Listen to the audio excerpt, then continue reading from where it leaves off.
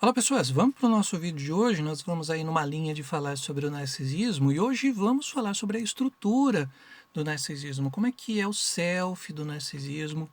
Bom, de forma geral, o narcisismo tem essa questão da dualidade, né? Ou é um ou é outro. Por exemplo, o self do narcisista pode estar aí num aspecto de sentir uma inveja, de sentir uma falsidade, sentir um vazio, vergonha, sentir uma feiura, sentir uma inferioridade. E no outro aspecto, sentir aí uma rigorosidade contra si mesmo, um orgulho, uma superioridade, uma autossuficiência que também é muito defensiva, sentir aí uma vaidade muito grande.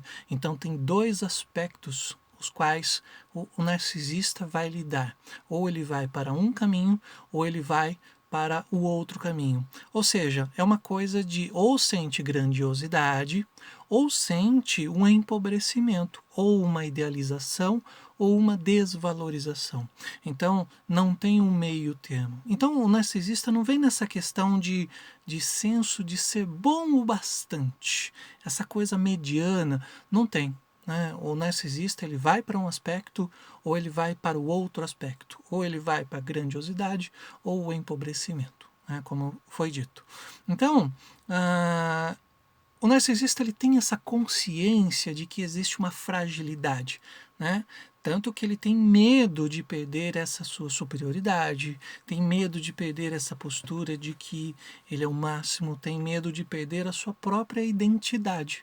Até como nós vimos vídeos passados, quem não viu pode acessar os vídeos anteriores, nós falamos inclusive do falso self, que em alguns aspectos as crianças acabam criando quando lidam com pais narcisistas. Né? Por isso que isso está ligado muito à questão da identidade.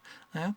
Então eles têm medo que o seu self, né? O narcisista tem medo que seu self, o que seria o self? Seria um ego, digamos assim, mais primitivo, né? Tem medo que o seu self seja prejudicado, né?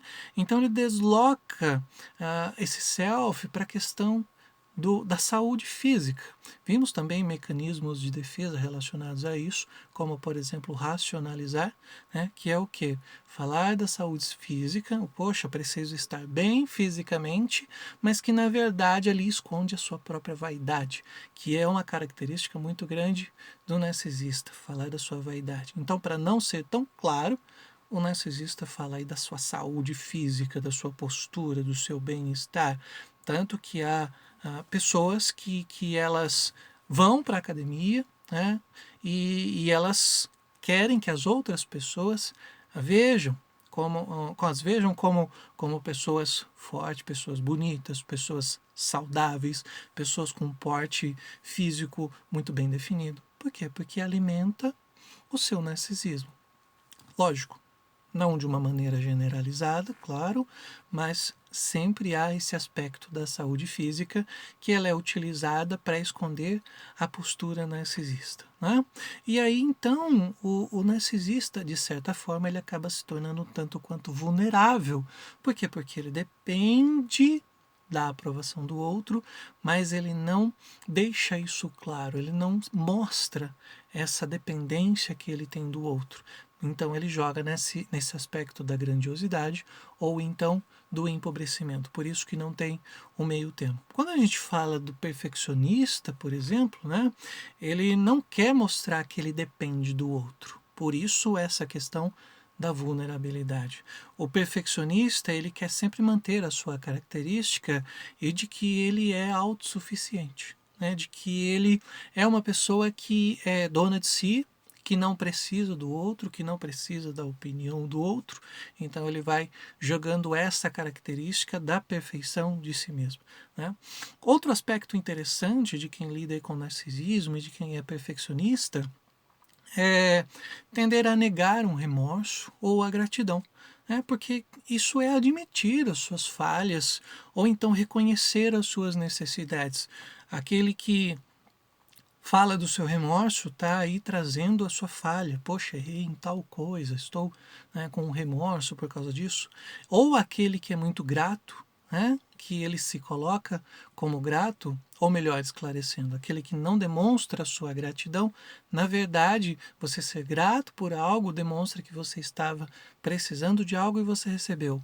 O narcisista, nesse caso, ele não demonstra que ele é grato por isso. Por quê? Porque ele não pode demonstrar aí que ele tinha uma necessidade e que ele depende do outro, né? Então, por exemplo, também o medo de admitir uma culpa, porque admitir culpa também remete aí a mostrar uma falha, né? Como, por exemplo, pedir desculpas ou fazer um agradecimento, né? É muito pouco que isso acontece para o narcisista, porque não é do feitio dele, né? Isso mostra, inclusive, essa dificuldade de lidar com as outras pessoas, de manter os seus relacionamentos, de manter o seu trato, né, o seu convívio social.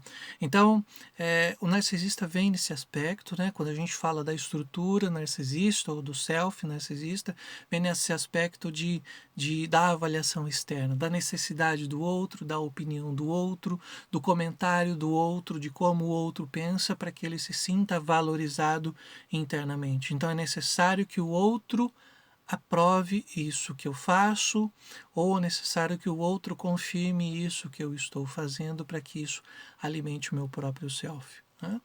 Mas e você? Como é que você lida com isso? Como é que você lida com o outro? Será que você tem um grau de narcisismo?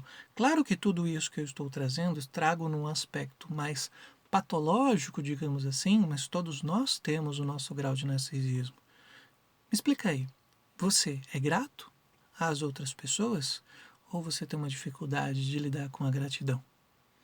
Essa é a dica de hoje. Um abraço e até a próxima.